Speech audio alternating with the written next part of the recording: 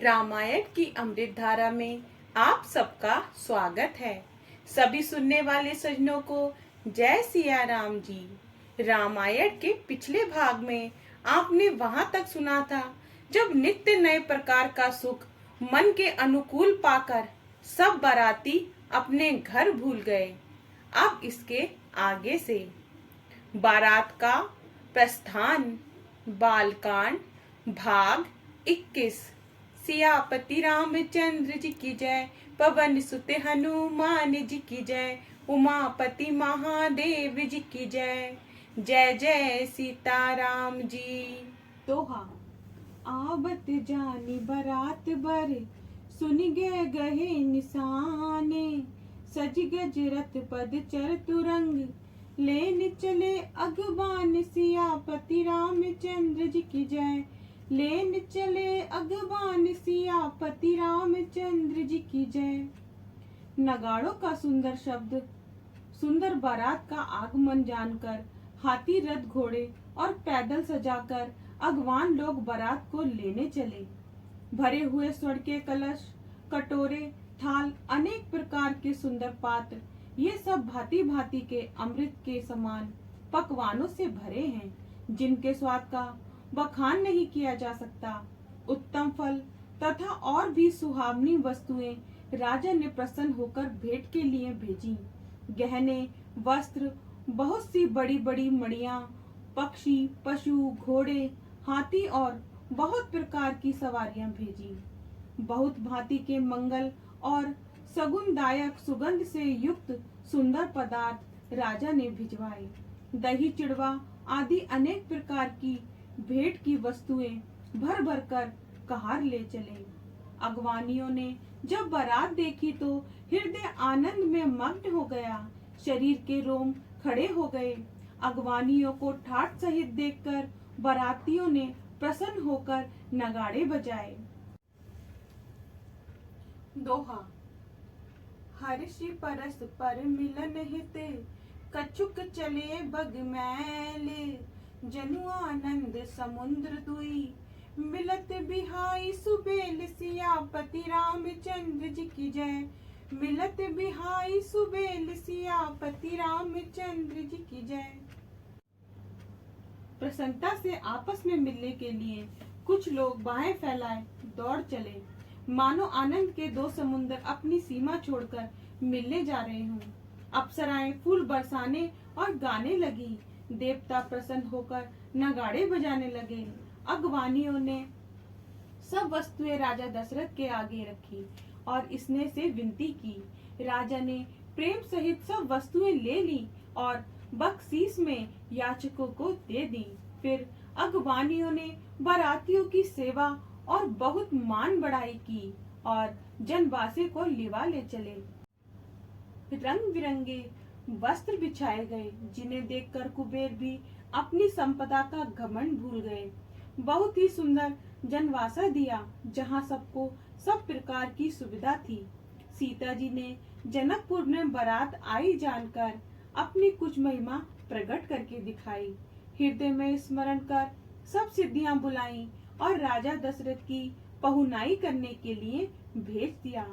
सब सिद्धियां सीता जी की आज्ञा सुनते ही सब सुख संपदा और देवलोक का भोग विलास लेकर जनवासे को गईं। अपने अपने रहने के स्थान देख के तो बारातियों ने देवताओं के सब प्रकार के सुखों को वहां सुलभ पाया। इस ऐश्वर्य का भेद किसी को कुछ भी नहीं जान पड़ा। सब राजा जनक की बड़ाई करने लगे। श्री रामचंद्र जी सीता जी की महिमा को जानकर और प्रेम पहचान कर हृदय में हर्षित हुए। पिताजी का आगमन सुनते ही दोनों भाइयों के मन में आनंद समाता न था। पिताजी को देखने के लिए मन में बड़ी लालसा थी, परंतु गुरु के संकोचवश कह नहीं सकते। विश्वामित्र जी ने जब बड़ी नम्रता देखी तब उनके हृदय में अधिक संतोष हुआ। प्रसन्न होकर दोनों भाइयों को छाती से लगाया, शरीर पुलकित हो गया और नेत्रों में जल भर आया। जहाँ जनवासे में दशरथ जी थे, वहाँ ऐसे चले मानो सरोवर प्यासे को लक्ष्य करके चला हो। दोहा। भूप बिलोके जब ही मुनि आबस सुतन समेते, उठे हर्षि सुध सिंधु महु, चले था सी लेत सियापति रामचंद्र जी की जय। चले था सी लेत सियापति रामचंद्र जी की जय। जब राजा दशरथ जी ने मुनियों को दोनों पुत्र सहित आते देखा, तब प्रसन्न होकर उठे और सुख समुद्र में मानो थासी लेते हुए चले। मुनि को राजा ने दंडवत की और बार बार चरण रेणु सिर पर धरी। विश्वामित्र जी ने राजा को हृदय से लगा लिया और आशीर्वाद देकर कुशल पूछी। फिर दोनों भाइयों को दंडवत करते हुए देखकर राजा के मन में सुख नहीं समाता। पुत्रों को हृदय से लगाकर कठिन दुख मिट गया, मानो मरे हुए शरीर में प्राण आ गए हों। फिर वशिष्ठ जी के चरणों में दोनों भाइयों ने प्रणाम किया। मुनिवर ने प्रेम में मग्न होकर उन्हें छाती से लगाया। दोनों भाइयों ने ब्राह्मण समूह को प्रणाम किया, उनसे मन भाया आशीर्वाद पाया। भरत जी ने शत्रुघ्न सहित प्रणाम किया, उन्हें राम जी ने उठाकर छाती से लगा लिया। लक्ष्मण जी दोनों भाइयों को देखकर प्रसन्न हुए। दोहा। पुरुजन परिजन जाति जन, जाचक मंत्री मीते, मिले जथा विधि सब ही प्रभु, परम कृपाल विनीत सियापति रामचंद्र जी की जय। परम कृपाल विनीत सियापति रामचंद्र जी की जय। अयोध्या वासी लोग, कुटुंबीजन, जाति के मनुष्य, याचक, मंत्री, इन सबसे परम कृपालु रामचंद्र जी अत्यंत नम्रता से यथा योग्य मिले। राम जी को देखकर बारात प्रसन्न हुई। प्रीति की रीति कहीं नहीं जा सकती।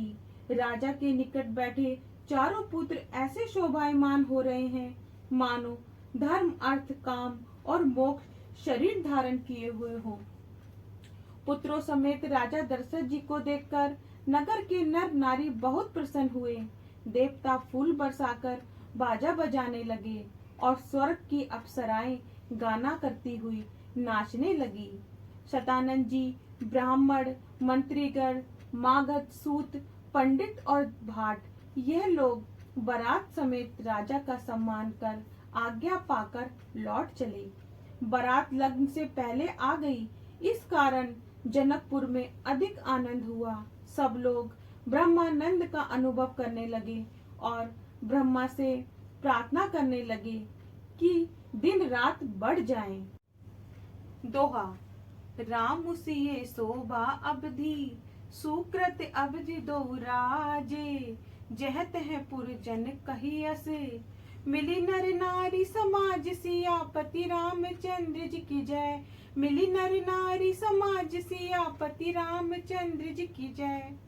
रामचंद्र जी और सीता जी शोभा की सीमा है और दोनों राजा पुण्य की सीमा है।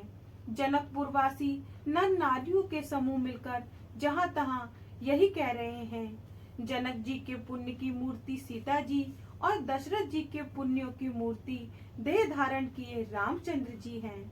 इनके समान किसी ने शिव जी की आराधना नहीं की और ना किसी ने इनके समान फल पाया। इनके समान संसार में कोई नहीं हुआ, ना है और ना ही कोई होने वाला है।